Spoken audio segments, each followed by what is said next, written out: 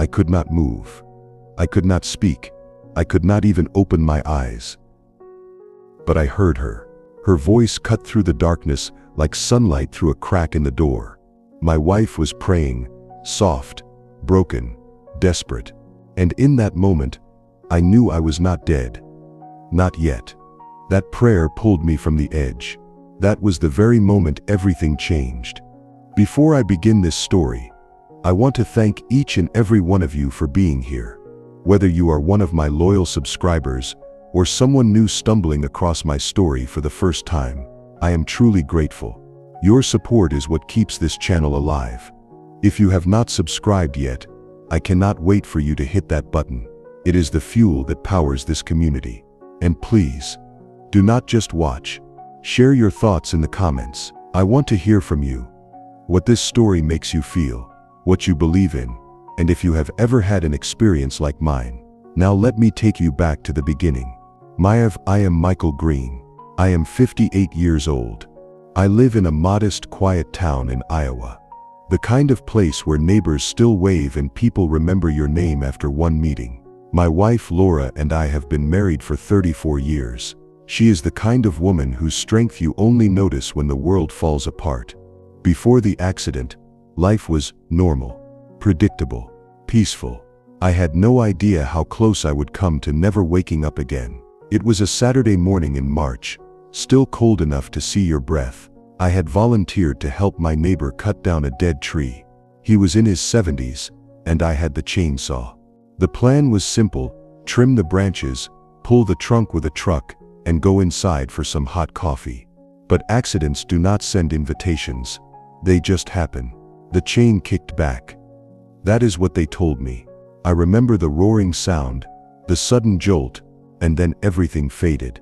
No pain, no panic, just silence. Like someone turned off the world. The next thing I remember was the darkness, a thick, suffocating nothingness. I could not move. I could not feel my limbs. I was not sure if I even had a body anymore. But then, like a thread stretching across a void, I heard her voice. It started faint, like a whisper, and clearer, and clearer, until I could make out the words. Please, God, do not take him. Not yet. I am not ready. He is not ready. Please. Laura's voice. My Laura. She was crying. I had heard her cry maybe 5 times in our entire marriage. But this was different. This was not sorrow. It was something deeper, raw, shattered. At that moment, I realized I was not completely gone. Something inside me stirred. Maybe a memory. Maybe my soul. I wanted to move toward her voice, but there was nowhere to go. It was like floating in ink. The doctors would later tell us that I had suffered a severe head trauma and went into a coma. 3 days. That is how long I was out, as they put it. To me it felt like both a second and a century. Time did not work the same way in that space. I was nowhere, yet everywhere. I was asleep, yet I was listening. Laura stayed with me the whole time. I know this because I heard everything. The conversations she had with the nurses, the quiet moments when she just sat and whispered to me, and most of all, the prayers. She prayed like a woman clinging to a lifeline. She prayed with the fire of someone whose entire world was balanced on the edge of a heartbeat. She reminded me of things I had forgotten, moments from our youth, promises we had made, even arguments we had never settled. I remember one moment clearly. It must have been night. I heard her say, I am sorry for the times I made you feel small. I am sorry for not saying thank you more. Please come back to me. Mike, I need to tell you everything I never said. That was when something changed inside me. I felt a jolt, not in my body, but in my awareness. It was like being under frozen water and finally spotting the light above. Her words cracked something open. I did not come back right away, but I fought. I struggled against the pull of the nothingness. I do not have the words to explain what it felt like. Just that it was not easy. It was like trying to breathe through a pillow. Trying to scream with no voice. They told Laura I might not wake up. They told her even if I did, I might not be the same, but she never gave up. She never left my side. And then on the morning of the 4th day, while she was holding my hand and praying again. I felt something, a twinge, a flicker of heat in my fingers. My heart, which had been slow and steady, kicked once hard. The monitors beeped, nurses rushed in, but all I heard was her gasp, and then the softest words I ever heard her say, "You are coming back. I know it." In the days that followed, I drifted in and out, not fully awake but not fully gone either.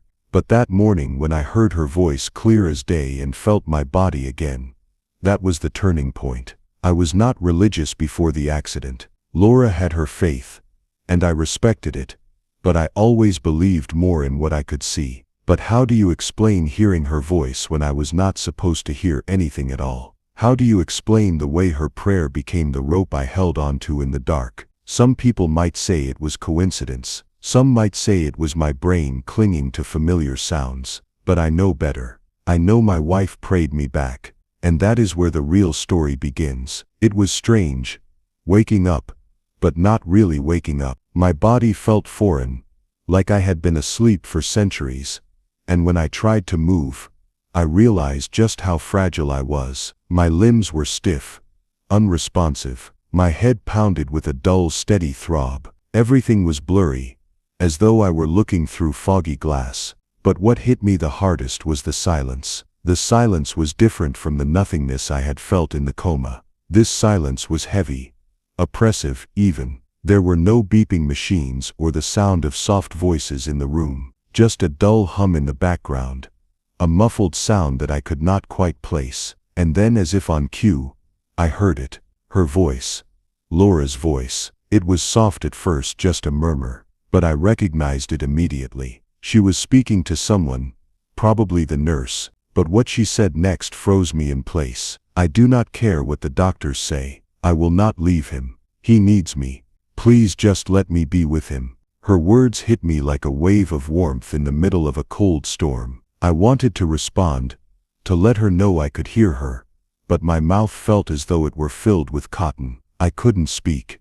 I couldn't even open my eyes. But I could hear. I could always hear. I was still in that limbo, caught between waking and sleeping. But I could feel the pull of something familiar. I thought back to the moment before I had been struck down, to the terrifying blackness I had found myself in after the accident. I remembered the strange weightlessness, the sense of drifting away, and yet I could hear Laura praying. That prayer, it had been my anchor. Now as I lay here, hearing her voice again, I realized something had changed. There was a strange presence around me, something that felt both comforting and unsettling. It was as if I were no longer entirely within my body, but also not entirely out of it either. I was somewhere in between. The thought terrified me. What if I could not leave this in-between place? What if I had already crossed over? I did not want to. I did not want to leave Laura. I did not want to leave the life we had built together. I tried to move again, to break free from this strange paralysis, but my body refused to cooperate. There was a tightness in my chest, like invisible chains holding me in place. I wanted to scream, but my voice was a ghost, a mere whisper inside my head. And then in the midst of this overwhelming confusion, I saw it, a light. It was faint at first, like a distant star blinking in the far reaches of the sky. But it grew brighter, more intense, until it was all I could see. The light was warm and inviting, a peaceful glow that made me feel safe, like everything would be all right if I just followed it. The light called to me, urging me forward. I could feel its pull, its irresistible lure. But just as I began to drift toward it, something tugged at my heart. It was Laura's voice again, clearer this time, filled with more emotion than I had ever heard from her. "Please, Mike," she whispered through the silence. "Please come back to me. We still have so much left to do. Don't leave me alone." Her words were like chains that held me in place, pulling me back from the edge of that glowing light. I was not ready to leave her.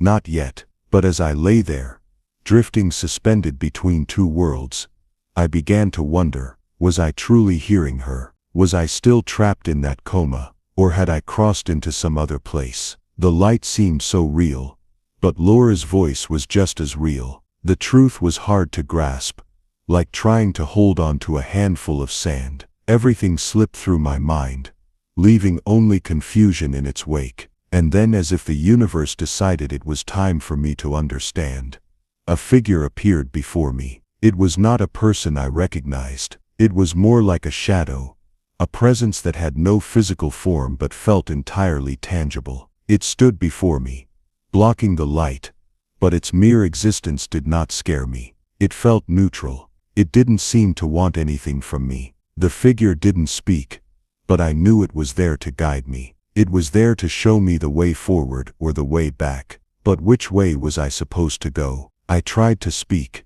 to ask, but my voice was still just a whisper. I could not articulate the question in my mind, but somehow I understood. I understood that it was not my time. Not yet. The figure seemed to understand this as well. It didn't push me toward the light, nor did it hold me back. It simply stood there, an eternal witness to my decision. And that is when I heard Laura again, her voice trembling now, raw and desperate. "Mike, please, I need you. I am lost without you. Please don't leave me here alone." The figure began to fade, the light beginning to take its place once again. But this time it did not feel inviting. It felt distant, like something I was not meant to embrace. I felt the pull again, the pull to go back, to return to the life I had left behind. And so for the first time since the accident, I made a choice. I chose to fight. I chose to come back. The return was not immediate.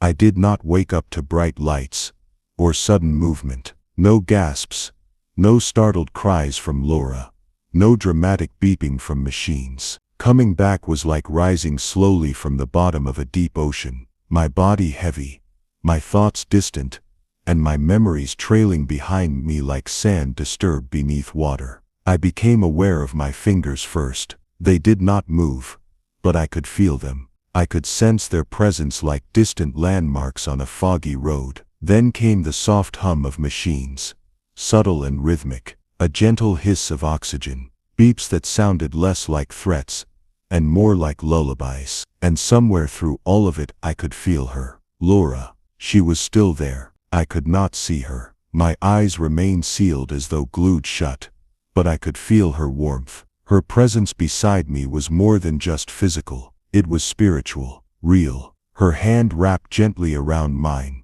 not squeezing, not demanding, just holding, just waiting. That was when the whispers began. They were not voices in the room. They were in my mind. But they were not hallucinations either. They were clear, direct, and calm, like echoes from somewhere I had just left. "Not yet." That was all I heard at first, over and over. Not yet. But with every repetition I felt my chest lighten. My body, though still frozen, began to loosen, like something inside me was breaking free from invisible restraints. I began to remember the accident, the rain, the truck, the flashing lights, the panic, and then Laura. Her voice, her prayer, the way it pierced through the darkness and reached into whatever space I had slipped into. It was not just a coincidence. It was not a trick of the brain. I had heard her. I had felt her words wrap around my soul like a rope pulling me back from the edge of something irreversible.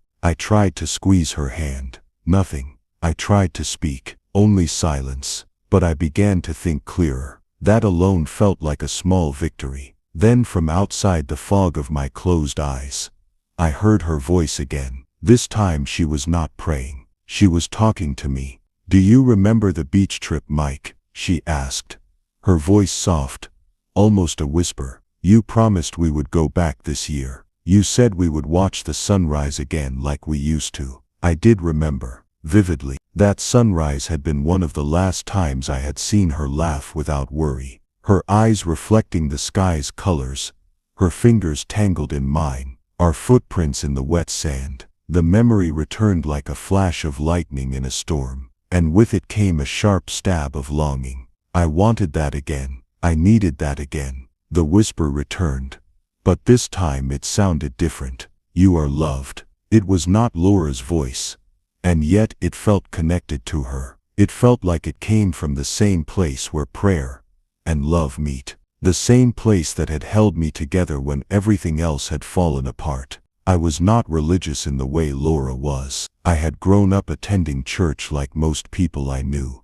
But over the years I had become passive, skeptical. Faith had been more of an idea than a practice, something to lean on only when there was nowhere else to go. But in that suspended state, I realized that something greater had heard her prayers. Not just heard them, answered them. I was not ready to fully understand what that meant, but I could not deny what I felt. Her love, her faith, her voice, they were louder than the darkness, stronger than the silence. They were the bridge between life and whatever comes after. Suddenly a sharp pressure pulled at my chest. Pain, a real physical pain. For the first time since the accident, I felt my body, and it felt like it was on fire. There were distant sounds of feet, movement, voices rushing. "He is seizing, get the crash cart." More shouting. But I was not afraid. Even as the pain ripped through me, I welcomed it.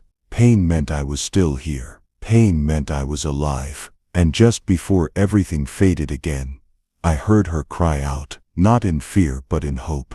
"Michael, stay with me. Do not let go." I did not. Not this time. I had spent so long drifting, letting the unknown carry me like a leaf on the wind. But now I was fighting, not just for her, but for us, for the life we still had to live. The whispers faded, the light disappeared, and in its place came something solid, something real.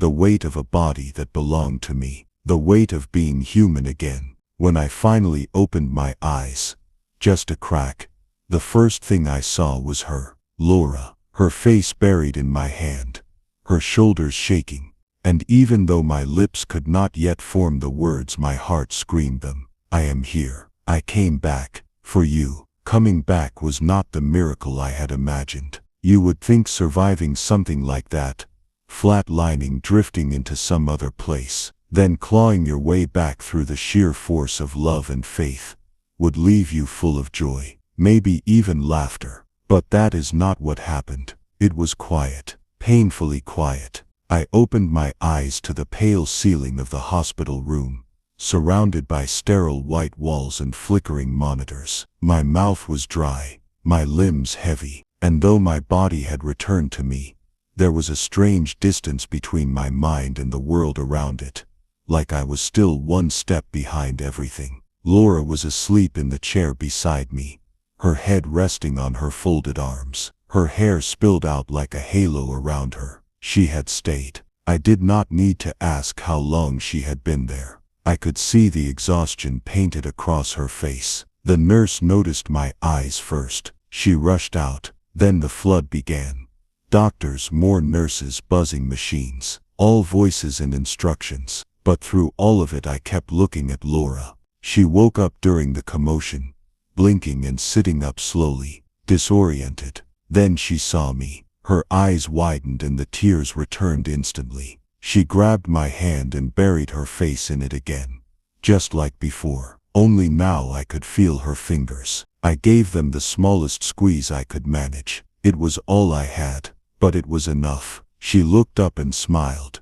A real smile, wide and trembling at the edges. In that moment she looked more alive than I felt. The next few days passed like a blur. They ran tests, asked questions, tracked everything from my brain activity to my heart rate. They called it a miracle. They had no other explanation. "You should not have made it," one doctor told me quietly, flipping through a chart. "We lost you for nearly 2 minutes. 2 minutes. To them it was short. Just another code blue, another critical event logged and filed. But to me it had felt like eternity. I had gone somewhere. I had felt something, and I had come back. But what no one prepared me for, what no one told me, is that coming back changes everything. People expected me to be happy, thankful, joyful, and I was in many ways. But I was also overwhelmed. That in-between place I had been,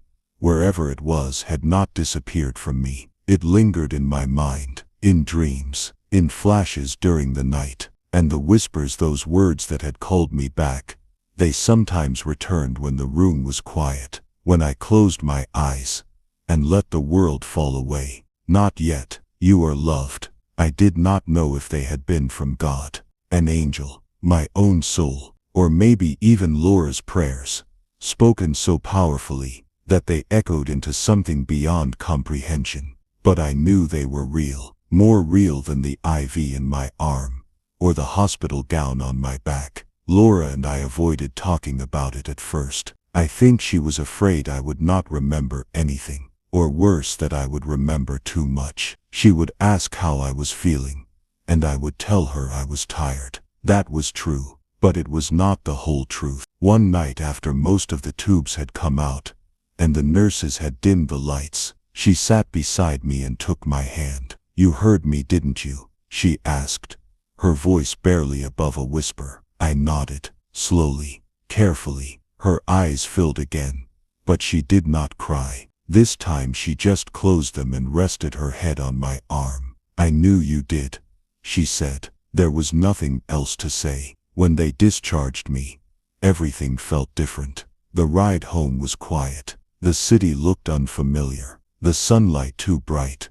The streets too sharp. I had lived in this neighborhood for over 20 years, but returning to it felt like being dropped into someone else's life. Inside the house, everything was in place. Laura had kept it as it was. The same photos on the wall, the same rug at the foot of the stairs. But I noticed things I never had before.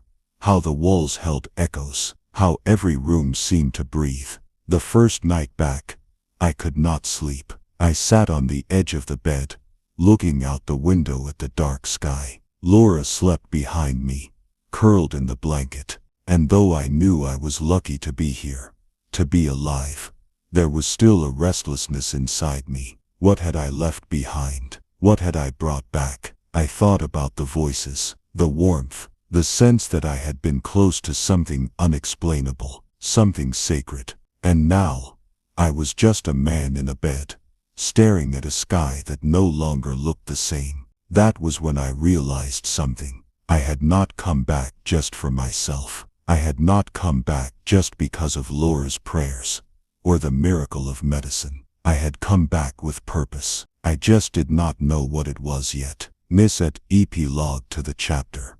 Sometimes, survival is not the end of the journey. It is the beginning of something new, something uncertain. The world had changed around me, and I had changed too. Not all resurrections come with answers, but this much I knew. I was here, and Laura was still beside me, and maybe, just maybe, that was all the miracle I needed.